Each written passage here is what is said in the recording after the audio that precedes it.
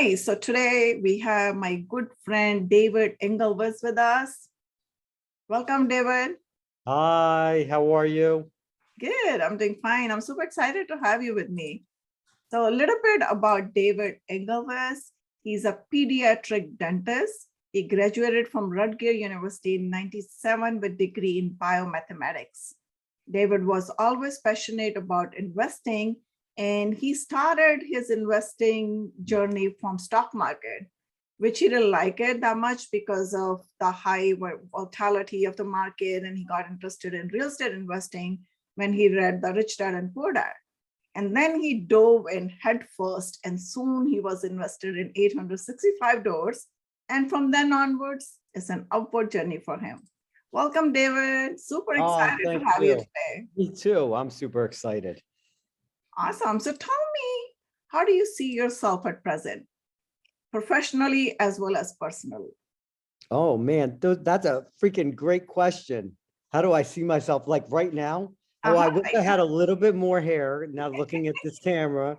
And hopefully no one's watching this video as I'm sitting here in my red jacket, but it's a little cold here. But how do I see myself professionally? I still see myself partially as being a pediatric dentist, but now migrating into my new passion. Actually, it's been not really new. It's a worn passion of the multifamily real estate investing. And it was the migration of the two things that came together, being a pediatric dentist and taking care of basically the same residents that are living in the housing. It was just a perfect marriage of the two, and being able to help out other dentists at the same time in my situation, looking for great investments. I mean, it was really a marriage of all three. Great. So tell me about your background. How did you become whatever are you today? That's another good question. I should have continued on the journey. So the background started, grew up in South Jersey, we call it, by Philadelphia.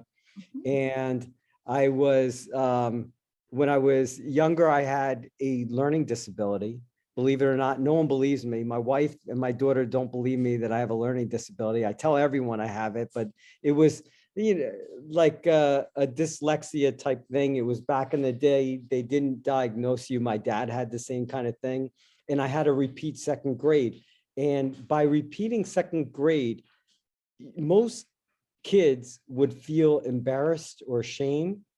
And for some odd reason, I felt the opposite. And I to this day, I don't know if I was blessed, if it was my parents. I try envisioning what really happened.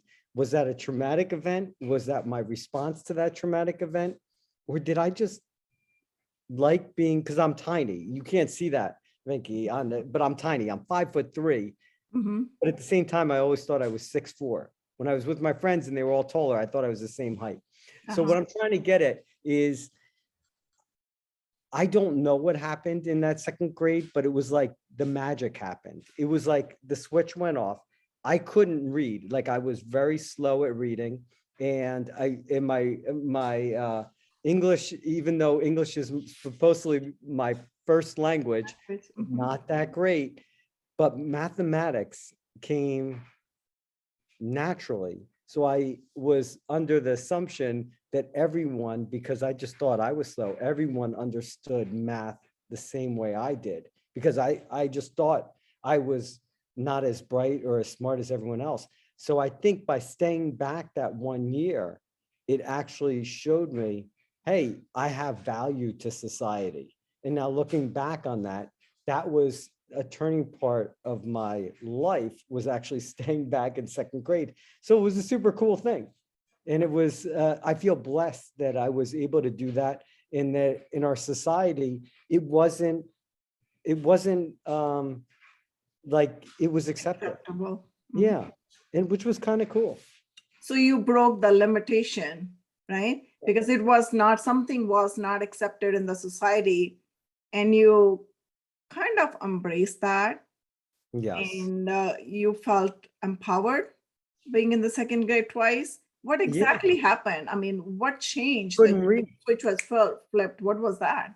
I couldn't read. And to be honest, I think I needed something like prescription glasses to see the board. So there was a learning disability, and then there was a visual acuity kind of thing. And so it was a combination of the two, but it allowed me time. And it gave me a chance of pause, because I was always very creative, and it gave me a chance just to take in and to slow down. So it was kind of cool. I think so too. And that was very early on, right? So it kind of Oh my shifted the whole God. mindset. So it was Yeah. perfect timing. Like it was not later in the age. Okay, now there's a realization came now. So oops, I Yeah. missed my whole life. That didn't happen, which is good. So you always wanted to be dentist? Tell me about that journey. No. And so so I'm in high school, and I'm trying, my parents are saying, because now I'm getting good grade, I'm acclimated, and you know what happens in high school. It's like you're in ninth grade, but you're taking classes with 12th graders, and they mix and match everything. So everything is all assimilated. And what ended up happening was I thought I wanted to go into waste management. And being an engineer, like I thought I was heading down the engineer path, and I was going to create bacteria that were going to help, eat and use garbage. That was where I was going. And then I went to visit my general dentist, or my dentist at the time, and I saw all the cool toys he got to play with. And I Oh. was like, whoa, this is so cool. And then you're taking care of people too. And I love Mhm. talking to people. I love hanging out with people. And so you're kind of, bringing those two things together. And I'm like, I want to pursue this. So then it was still in the back of my head. And then I went to college, and then in college, it came back up again. And then that's what happened. And so then I pursued dentistry. So how did you transition to real estate from there? Oh, we didn't even get into that, right? So being a dentist, I was like, oh, I'll make a good living. And then that's just what I thought life was about. And I thought it was, I work hard, make money, come home, get to play a little bit, hang out with the family, and then eventually you get to retire. And I thought that was normal. I mean, that's all I was taught. I saw my parents do it. And I was like, okay, I'm going to go down that path. Well, it was in about 2008, I got my first wake up call. So we started, so I graduated because I had to do a residency and stuff. So I finished up 2003, and I've been working for 5 years, making good income. Everything's rolling along. It's like 2006-ish. And, we got a 401k. We started in the office, everything, it only, back then, it only came quarterly, Right. which was awesome. Because then you can't do anything, and you can't check it, or you can do stuff, or you can look at it. Now I would think that's terrible, but back then it was wonderful, because I'd get it quarterly, and it was a printout. It wasn't on the computer, so I couldn't adjust That's anything. true. And so the quarterly statement was already delayed. And all of a sudden I get it, and I'm like, wait a second. I pull out the other one, and it's, 2009. And I'm like, holy cow. It was, my 201k was officially, my 401k was officially a 201k. I mean, it was cut in half. It was 50% of the value. And I'm looking at the numbers, and I'm like, yeah, that's not good. But it didn't really affect me, because I was young. My income stayed the same level. It never dropped during 2008. Being pediatric dentist, we serve the community. You need those services. So I didn't see the real hit until in December. I went to a dental meeting, and I saw dentists that were in their 70s, already retired, shaking hands, not shaking hands with me, but literally shaking hands. And they were white, like their faces were white, and they had to go back to work. They already retired, and they had to go back to work. And I was like, I don't want to see that again. They worked their butts off their whole life. And I need to figure out a way, not just to help me, and so that other dentists don't end up like that ever, because I never wanted to see that. And I knew that the standard investing was out. Like, it wasn't going to work. There was no way in my right mind that it was going to work. But I'm a slow learner. And so I didn't get, so it's now 2008. And I was like, you know what? The market's going to bounce back. So even though I saw that and I knew I needed to take action, I was slow. And I didn't take action. I did not take action, which was a huge mistake, obviously, but I learned from it. And then it was fast forward, and it was 2015, summer 2015, yeah, that I'm walking with my dad, and we're walking on the beach. He's telling me, and he's jaundice. He's bright orange, but he wanted to go for a walk. He was headed for a major surgery, and but he always wanted to walk. It didn't matter, where he was in his life. He always wanted to walk. And he put his arm around me, and he said, David, he had a Russian accent. So he's like, David, I love you, and I'm really proud of you. And I was not proud of myself. I didn't feel successful. I wanted to appease him because I'm a people pleaser naturally. And I was like, okay, thank you, Daddy. And I was like, and I remember that moment, and I had the chills, and I was like, I need a change. And then it was a couple of weeks later, and he was dead. And he was no longer present on this planet. He's still there spiritually with me. I still feel him, but he was no longer there. And I knew I really now, that was the call. That was the time. That was when I had to make that decision to change. And so that was my wake up call. So what I did is I took action, and I didn't know what else to do. So I just started calling brokers. I was like, I'm getting into real estate. I don't care how I get into it. And you would think it would be easy if you have some funds to get into multifamily real estate. Guess what, guys? It's not. They don't care about what funds you have so much unless it's an excessive amount and you want to just pay cash. But actually, it's knowing people and your connections. And so it took me a long time to know that. I made tons of mistakes. You want to hear one of them? Yes, I do. So the first mistake I made, which no one should ever do, I was given a referral for commercial broker, because I was trying to deal with my residential real estate agent who sold us our houses. And I was like, I need something bigger. I need it. And I gave her the parameters. I was very specific. And she's like, I'll find you something. I'll find you something. She never found anything because she's used to buying regular houses, not as rentals. So I was like, I get it. She's like, I got a friend. That friend actually retired. And so he sent me to another friend, and it was this commercial broker, nice guy as they always are. And he says, I'll find you a deal. And he starts sending me deals, and they're way off from what I said. And I was like, why don't we meet up for coffee? I'll buy you coffee. He's like, sure. So I buy him coffee, and we're sitting there talking. He brings a contract with him. And I'm like, what's this contract? And he's like, well, this is, if you want the best deals, you sign up with me, and then we're great. And then I'll find you the best deals. So I read the contract, and I was like, I got to read this over. And I was like, you know what? I'm going to take a chance. Well, I took a chance. That benched me basically for 6 months in the state of Pennsylvania. And I learned my lesson. You never do that. You never have to sign any of these disclosure documents or any of these binding agreements with a broker, because you're going to find your own deals. So never sign up with a broker unless there's something else that I'm missing. And I would never do that ever again. So, because that benched me for 6 months, because if I would have bought anything else, I would have had to pay him also, which if it was a screaming deal, maybe it's worth it. But the deals that he sent me thereafter were less than, they were deals no one should buy. So did you end up buying from him though 6 months down the road? No. You just never. waste your time. That's it. Yeah, it was locking my time, but it gave me a chance to think. Oh, that's good. So how did you get into multifamily? I know I read in your bio that you read the book, Rich Dad, Poor Dad. First of all, how did you find out about Rich Dad, Poor Dad?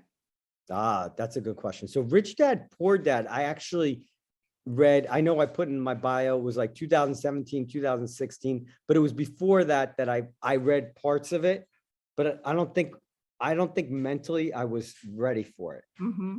When I actually read it, that was the accelerant that got me going, that I could do this. Mm-hmm. And it felt like anyone could do this. And so why multifamily was, I saw that if I bought single family homes or if I bought rentals, it was going to be a ton of work. And at the time, I was also doing a lot of dentistry. And so I was like, how can I marry the two? And so I was like, well, if I buy it with more units, it's actually, I can hire people, and it's actually, I know it seems crazy, but it's less work, because now I'm only dealing with the insurance company one time for like a 70 unit, as opposed to 70 times for 70 single family houses. And I'm only dealing with the banking stuff one time for that 70 unit.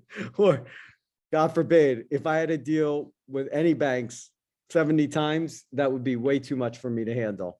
And so it was the scaling and the partnerships and the excitement of the deal, and the whole thing, it just fit who I was and who I wanted to be.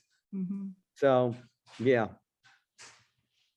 That's good. So did you start your investing journey as a limited partner, or did you jump right into as a general partnership?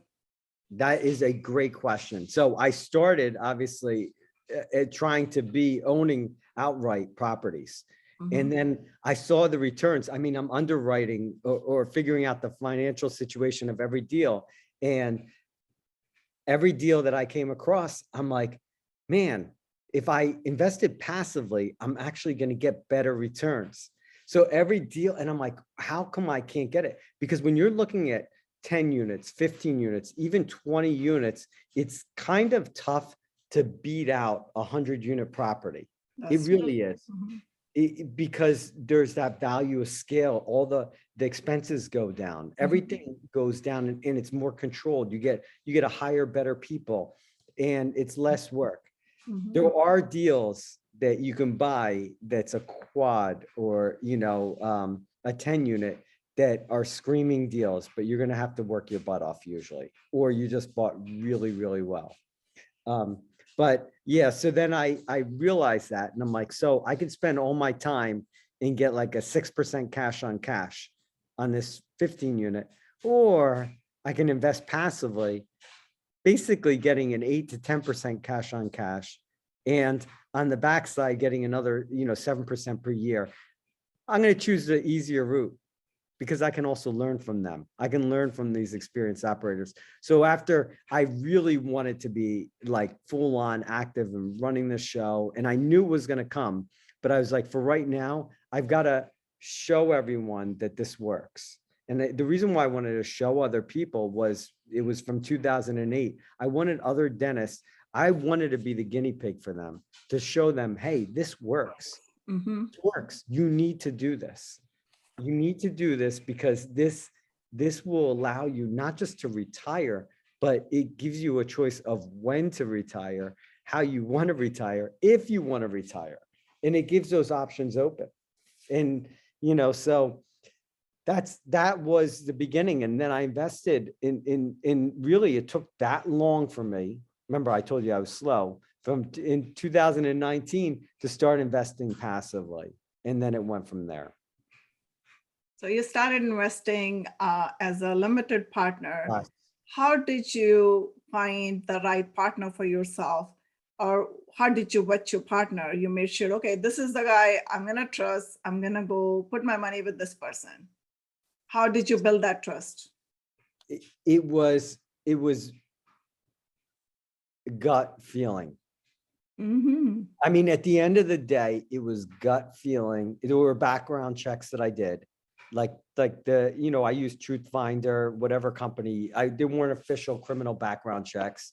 They weren't FBI background checks, but I used Truth Finder, and it was a gut feeling that I said, and it was really Rich Dad, Poor Dad that helped accelerate or allow me to do that, because it was against everything I was taught. So there was like this turmoil in my head. I'm trusting somebody right now, Mm-hmm. to take care of my finances when everything is telling me it's not a good idea because you were taught this way. And you were taught that, you know, especially coming from a dentist background or any medical background, you save your money, which I was good at. I like to spend, but there was a huge chunk that I was saving. And that money, you don't want to risk it. You just want to put it in the quote safety or diversified funds, the diversified stuff. And it's diversified crap. It's fake. It's fake stuff. It's all fake. And, That's so true.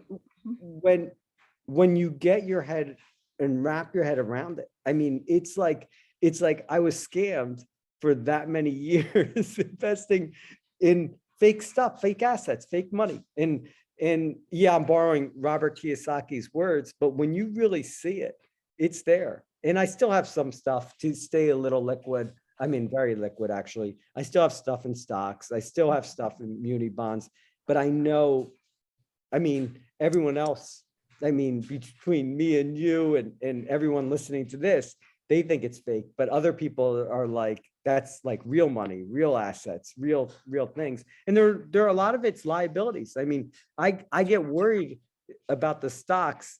I don't get worried about the real estate. That's so true. So because in the stocks, you know, you can't really talk to anybody. You don't know what's happening in the market. There's like big sharks out there, giants. They move the market, and you do not know which way it's gonna land the next morning. But here you have a little bit stability in real estate because you know who you're investing with. And like you said, you can do the background check. You can talk to them. You can pick up the phone, ask them what's going on. Yeah. What's happening with the property. At least you have firsthand experience right here, or the firsthand connection versus, you know, just blindly putting your money out somewhere and not knowing what's happening. And which is a good move, I would say, you know, and coming from for me too, the corporate background, just like you're from the medicine, I'm from corporate background. So one thing for me was coming to real estate was the hesitation or I would say, some limitation or reservation was due to the knowledge gap, because maybe I didn't quite understand the real estate investing initially when I was starting. But once I started, there's no looking back. So I'm going to ask you this question. What was the limitation for you, or what was the reservation for you once, at first when you're looking into getting into the real estate? Because you're looking for the single family homes, maybe like the small units or the commercial. You understood that you can make money in real estate, but at the same time, it didn't occur to you that you can invest with somebody else right away. That's right. And there was some hesitation, some reservation. What did you figure out? What was the gap there? Why it was there? I let go. I let go. And I needed to let go. I had to become a different person. Right. I had to just let go. I was raised to be very controlling, to be a leader, to be all these things. And the best thing I could do was let go. Just let go. Because there's only so much, or so much, it's so little in our lives that we can control. And it came back, and I'm going off on a tangent, but it came back to like, now I was a big cyclist, a big bike racer. And now I moved that entirely. Now I'm going back to what I loved when I was younger. I love biking, but I love to surf. And so now I exercise to train to surf, and just because the surfing allows me to let go, because it's the wave controlling you and you get to play with the wave. But at the end of the day, it's not me in control. It's not the surfboard, it's the wave and the ocean and the planet, the moon. I mean, it's all these forces, but it's not you. And it's not about you. And it's a good reminder, that just to let control. So with that being said, yes, the scariest part was wiring the money. And the first time I did that, I was scared out of my mind, but I did it. And at the time I had a financial advisor, and he questioned for obvious reasons for him and his company on why I was pulling out money. And I said, I'm going to step back a little bit. Before I started doing this, I asked him when I could retire. And so he came up with like these 3 different plans, none of which made any sense. None of which, I mean, if you looked at them, it was basically, I couldn't.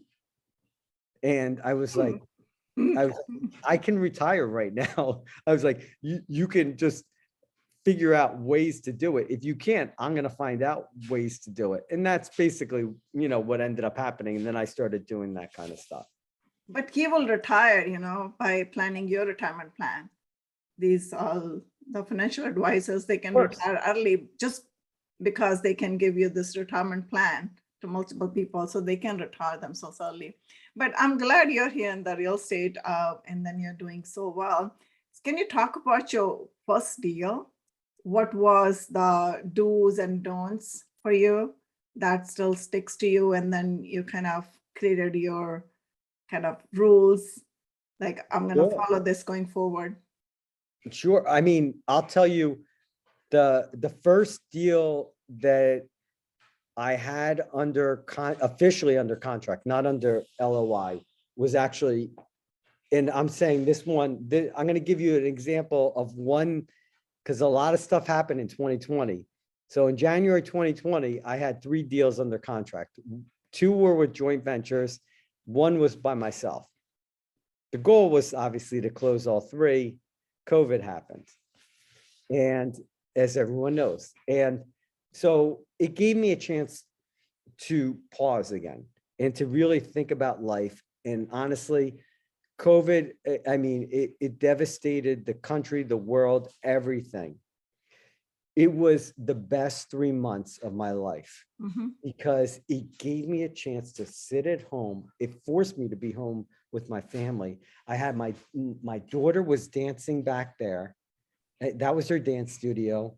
We all hung out. It was freaking awesome. That's true. And I was like, I am doing life not how it was supposed to be planned.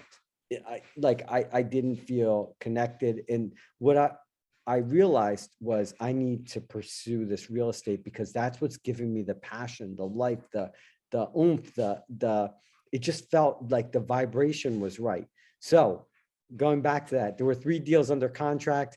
I was now working all 3 of those deals. One was a joint venture that was more like run like a syndication. So it was more of a passive role. Another one was a joint venture that was more of an active role. And then the third was the one by myself. The one by myself, the one that was run by syndication was the only one that actually closed. And I am blessed that it did because that accelerated my path. And that one's actually under contract, or is it under? Yeah, it's under contract for sale right now. So that's how fast time changes, right? And the one by myself is the one I want to talk about because that's the one that I learned a lot. And that was the best seminar. And I call it my $30,000 seminar because it was a 15 unit in Pennsylvania. And I had it under contract. The first thing I messed up was it was a broker's contract. Not only was it a broker's contract, but I used my broker's attorney to help me with the contract because I had those other 2 deals going on and I didn't allocate enough time. And it was January 2020. It wasn't March yet. And it was under contract actually in December. And I didn't have enough time because I was doing patient care in December 2019 and there was too much patient care. There were tons of mistakes. The number one, get your own attorney. Don't sign a contract without your own attorney that you're paying for. It's worth the money. I don't care how much you have to spend on that attorney to a limit, but you need an attorney because your attorney is your partner. You can read those PSAs, but there's things that you're going to miss. The other thing, without a doubt, try your hardest, unless you're getting assigned a contract, not to use those real estate contracts, because they're meant to protect either the broker or the real estate agent. They're not meant to protect you as the buyer or as the seller. The other lesson that I learned is that you need to pay careful attention and write out on the calendar those exact dates. You know, when DD's over, when your financing contingency is over, you need to write those down and stay. Don't think your broker is going to help you out with that. They're going to be like, oh man, we missed that. Literally, that's what they're going to tell you because they want you to close. They don't. So they're trying to force the close. The third thing is if you can get any background information on the seller, get it, find out why they're selling. What's their purpose? The other thing on top of that is when they purchased the property, how many deeds were involved? When they're selling it, how many deeds are involved? So I learned a lot because this was a hairy kind of deal that looked very clean. And it was one of those things that I should have walked away from, but I kept trying to push it because I wanted the deal so badly because it was close enough to home that I could go to. And at the end of the day, if I would have bought it, it would have been okay. It wouldn't have been a great deal. Because the market went up. I mean, and honestly, it would have been a fine deal, but it wasn't a great deal. And it would have taken a ton of time. And I didn't know with COVID, you know, how bad it would be. Oh, and by the way, there was a laundromat next door. And the laundromat, when I did the phase one, the laundromat did have a accident in the 80s. And so there would have been, you need officially a phase two, and it was now getting expensive. So there were multiple reasons to walk away from the deal. So, you know, those are just little lessons that I hope everyone that's buying, you don't skimp out and not get a phase one. You don't not hire an attorney. Always have an attorney read the contract. Even if you've done this 100 times, you know, always have an attorney read the contract and have those dates and write them down. That's good. I think that was really insightful. Thanks for sharing that. Can you share one golden nugget with my audience? What, that wasn't enough? I got to share more. I guess, yeah, I would like to get one more golden nugget from you. What do you want to hear? A success story? There are a lot of success stories. I like sharing the failures. We right now we're working. I'll share another failure. There's too many success stories. That's true. You know, and I can share all the value. I think if I told you, you know, we went from rents of like on this amazing project that I got to work with DeRosa Group, those rents were at $559 when we bought them. And now they're at over 900. And this is less than a year later. I mean, those are the kind of success stories, but you hear those all the time. You don't hear those kind of numbers, but you hear them. So another really setback kind of story was originally, I was blessed to be given an opportunity to partner up on a 40 unit in North Carolina. And this 40 unit, we bought at below market. I mean, when I say below market, it was very inexpensive, but it needed a heavier lift. And I was paired up. I got referrals for property managers and stuff like that. Great people, great people. The thing was, they were stuck on the numbers, rent numbers at 2020, but they were willing to increase the expenses to 2021, 2022.